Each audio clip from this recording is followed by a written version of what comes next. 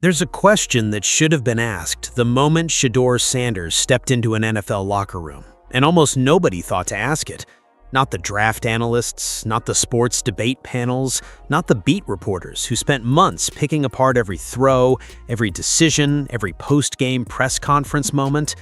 The question isn't about his arm strength, it isn't about his footwork, or his release point, or whether his father's shadow was too large to escape.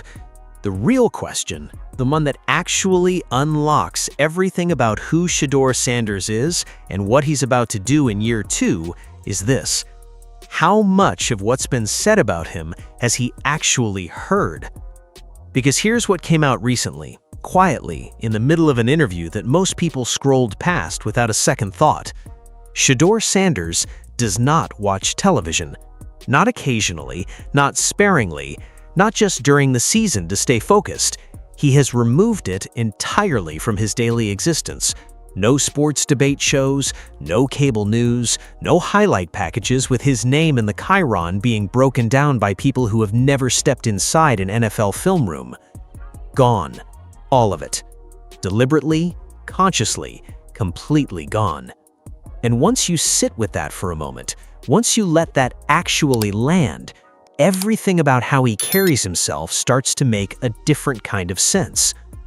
Most athletes talk about blocking out the noise. It's practically a requirement at this point. You say it in press conferences, you repeat it in training camp interviews, you put some version of it in your Instagram caption and move on. It's become so routine that nobody actually believes it anymore. Fans hear, "I don't pay attention to what people say," and immediately assume it's damage control. Assume the athlete checked Twitter at midnight, assume they saw the take, felt the sting, and are now performing indifference because that's what the media training told them to do. Shedeur Sanders is doing something categorically different, and the difference matters more than people are giving it credit. He didn't say he tries to limit his media consumption. He didn't say he stays off social media during the week. He said he doesn't watch TV at all, and then he explained it why in a way that reframes the entire conversation around his mental approach. He made it clear that he actively eliminates anything within his control that could be detrimental to his life. That's not a throwaway line. That's someone describing a system, a deliberate, ongoing, continuously maintained system designed with one specific purpose: to keep his mental space free from anything that doesn't push him forward. Think about what it actually takes to build something like that. Most people, even highly disciplined athletes, don't go that far. They mute certain accounts, they take breaks from their phones, they ask their team to filter what reaches them. Shedeur went further. He didn't manage the noise, he eliminated the channel it travels through entirely. That's a different level of intentionality. That's someone who sat down, decided what mattered and what didn't, drew a hard line, and has been living on the right side of that line ever since. And for everyone who has spent the last year framing him as someone who can't handle criticism, who bristles under pressure, who is too sensitive for the NFL spotlight, this is where that narrative runs directly into a wall. Because here's the thing about athletes who genuinely cannot handle criticism. They're obsessed with it. They monitor every mention, they screenshot takes, they argue in comments, they recruit teammates to co-sign their grievances. Their sensitivity shows up in how much attention they pay to what's being said, not how little. Shedeur Sanders constructed an entire architecture around never letting it reach him in the first place. That's not thin skin. That's one of the most disciplined mental strategies you'll see from a player entering only his second NFL season. Now here's where the story gets genuinely interesting, because when he was asked directly about when this shift happened, when did his entire perspective on outside noise permanently change, most people would have expected him to point to Colorado. That would have been the obvious answer. The Travis Hunter era, the games broadcast nationally with his father patrolling the sideline, the highlight culture that turned their program into something bigger than college football for a stretch. That was the pressure cooker, right? That was the crucible that forged the mental toughness. Shedeur corrected that assumption without hesitation. He cited joining the NFL as the real turning point. That was the moment everything changed for him mentally. Not the spotlight at Colorado, not his father's celebrity, not the draft process or the combines or the media frenzy that surrounded his fall on draft night. The NFL itself, the moment he walked into that environment and realized that this level required something fundamentally different from everything he had done before. Sit with that for a second, because it's a very specific and very deliberate way to tell your own story. He's not romanticizing the college chapter as the defining crucible moment. He's saying that joining this league demanded a mental standard he hadn't fully developed yet, and that the process of meeting that standard is what produced the person sitting in that interview chair. That's a much more honest and much more grounded framing than the version most people would reach for. It puts the growth where it actually happened, rather than in the chapter that makes for a better highlight reel. It also tells you something about where his head is as he moves into year 2. He's not carrying Colorado into Cleveland with him as his identity. He's someone who is shaped by what joining this league actually demanded of him, and he's building on that foundation. That's the kind of internal orientation that tends to produce real growth rather than the performance of it. There's another piece of this that deserves far more attention than it's received, because Shedeur made a distinction that most people glossed over in the middle of discussing his media philosophy, and it completely reframes what he's actually saying. He doesn't hate criticism, he was clear about that.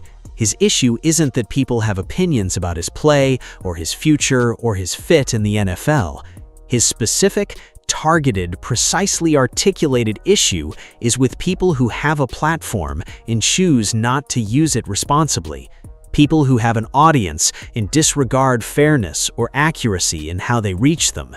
That is a fundamentally more sophisticated position than "I don't like being criticized." That's a young quarterback drawing a clear adult distinction between two very different things: sincere critique delivered with honesty and genuine engagement with the subject, versus content manufactured specifically to provoke outrage and generate clicks regardless of whether it reflects reality. He's not asking for praise, he's not asking for the media to be gentle with him or treat him any differently than any other quarterback entering a prove-it season. He's saying that when someone is given a platform and an audience, there is a responsibility attached to that, and when people discard that responsibility in favor of whatever gets the most reaction, he has no respect for it, and he's removed it from his life accordingly. That's not immaturity, that's not sensitivity. That's actually a fairly sharp read on how a significant portion of sports media operates, delivered without bitterness, without pointing fingers, without naming names. He made his point and moved on. That composure alone tells you something. Something else came through in this interview that deserves its own space, and it's the part about Cleveland specifically, because Shedeur didn't talk about the city the way players typically do when they're required to say something nice about their new home. He talked about walking down the street and feeling the support firsthand. He talked about the people. He acknowledged something that anyone who has followed this franchise for any length of time already knows, that those stands fill up regardless of what happens on the field, that this fan base shows up with a loyalty that the one-loss record has never managed to shake. And he framed it in a way that stopped being a compliment pretty quickly and turned into something else entirely. He said that understanding what this city deserves is the reason he takes his days and his hours so seriously. Read that again, because it's doing more work than it appears to be doing. He's not saying Cleveland is great and he appreciates the welcome. He's saying the unconditional commitment of that fan base is directly connected to the seriousness with which he approaches every single day of preparation. He drew a line between what those people give and what he owes them in return through his work ethic. That's a quarterback internalizing external loyalty and converting it into personal discipline. That's someone who understands the weight of the city he's playing in, not as pressure, but as fuel. For a fan base that has watched quarterback after quarterback cycle through with varying degrees of investment and commitment, that framing lands differently. It's not a promise about wins, it's something quieter and potentially more meaningful, a statement about how seriously the process itself is being treated. The on-field piece of this conversation is where everything Shedeur talked about regarding his mental approach stops being abstract and starts showing up in real, measurable ways.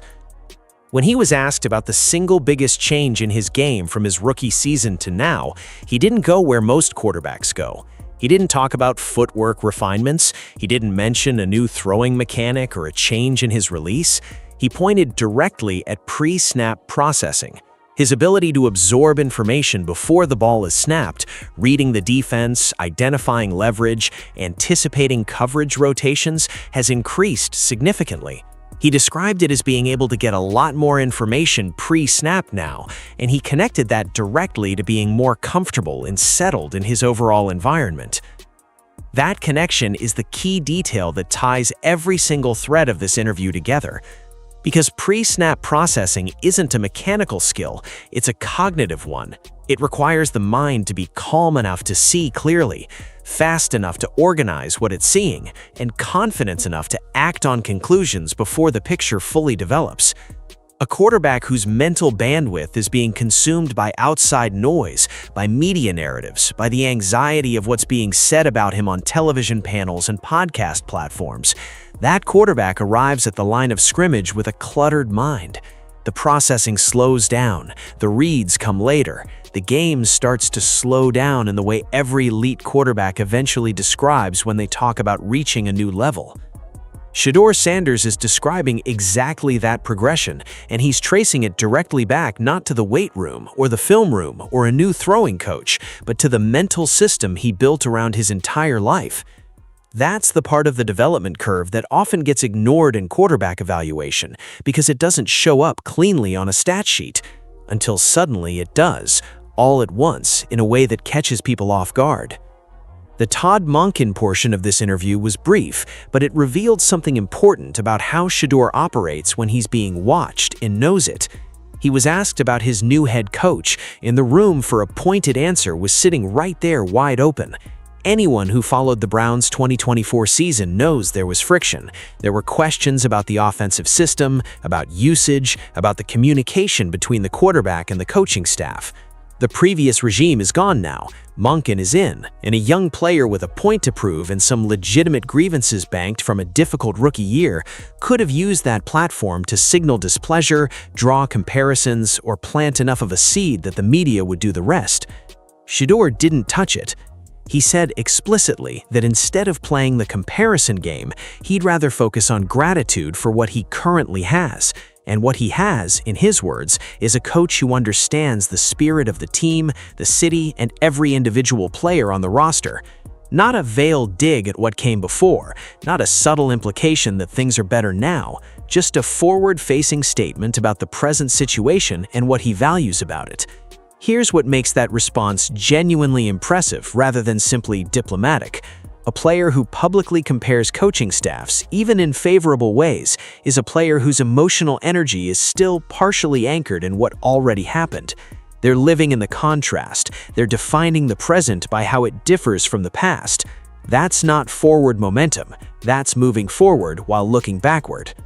Shedeur's refusal to engage in that comparison isn't just good optics, it's consistent with everything else he described about his mental approach. He cut out the TV, he eliminated the detrimental inputs, he identified joining the NFL as the turning point rather than clinging to the Colorado chapter, and now he's declining to give energy to a past dynamic that no longer serves him. Every answer in this interview points in the same direction, forward and only forward. And then came the moment nobody saw coming, tucked right at the end of the interview like a footnote, delivered as a light farewell question that turned out to reveal more than anything that came before it. He was asked to name the most fierce, most competitive teammate he had ever played alongside, across every level: high school, Jackson State, Colorado, the NFL, any of them. The question was casual, almost playful, a way to wrap things up on a fun note before the cameras stopped rolling. Most players in that spot reach for the safest, impressive-sounding answer. A veteran, a Pro Bowler, someone with a reputation that makes the answer look good for both of them. Shedeur named his brother, And the reasoning he gave wasn't sentimental or nostalgic. He wasn't leaning into a feel-good family narrative. His explanation was rooted in something he clearly finds genuinely admirable: the audacity to go out on your own terms regardless of the consequences, the willingness to be exactly who you are without calculating the fallout. That, to Shedeur Sanders, is what fierce actually means. Not just athletic ability, not just physical talent or work ethic or competitive drive. The fearlessness to stand in your truth without flinching at what standing there might cost you. It's a small moment. It's a throwaway question at the end of a serious conversation. But small moments are often where people reveal themselves most accurately, precisely because their guard is down and the performance pressure has lifted. What he values in a teammate, fearlessness, loyalty, willingness to go out on your own terms, is almost certainly what he's trying to embody himself. You don't admire those things at a distance, you hold them up because they reflect something you've already decided about your own approach. Pull all of this back and look at it as a single, unified picture. You have a young quarterback entering his second NFL season who has built a comprehensive, intentional, continuously maintained system around protecting his mental clarity. He removed television from his life entirely. He identified the NFL as the real forge of his mental discipline, not the chapter that made the better story. He articulated a precise, sophisticated distinction between criticism he can respect and content he considers irresponsible. He tied the loyalty of a city's fan base directly to the seriousness of his own daily preparation. He pointed to pre-snap processing as his biggest year-over-year improvement and traced that improvement directly back to the mental clarity his system has produced. He declined to play the coaching comparison game with such deliberate ease that it barely registered as a choice, and when given an unguarded moment at the end of a long conversation, he named fearlessness and loyalty as the qualities he respects most. Every single one of those data points points toward the same conclusion. Shedeur Sanders has spent his first year in this league not just learning the offense or adjusting to the NFL speed, he has spent it constructing the internal foundation that elite quarterbacks require to sustain performance under sustained scrutiny. The noise hasn't reached him, the narratives haven't broken through, the criticism hasn't cluttered the mental space he needs to process information at the line of scrimmage.